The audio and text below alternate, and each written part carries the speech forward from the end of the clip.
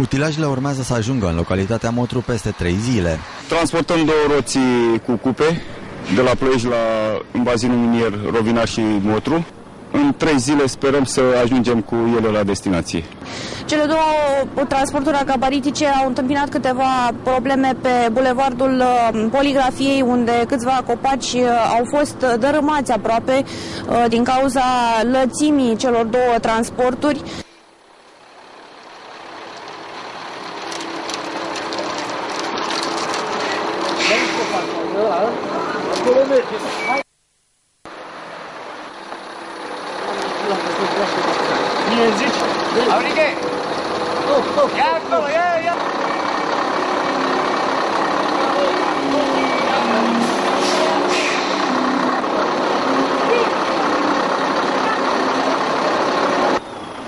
Cele două transporturi au fost însoțite pe tot traseul de către echipaje ale poliției rutiere pentru ca traficul să nu fie îngreunat.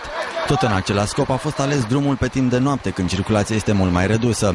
Este primul transport agabaritic efectuat în anul 2000.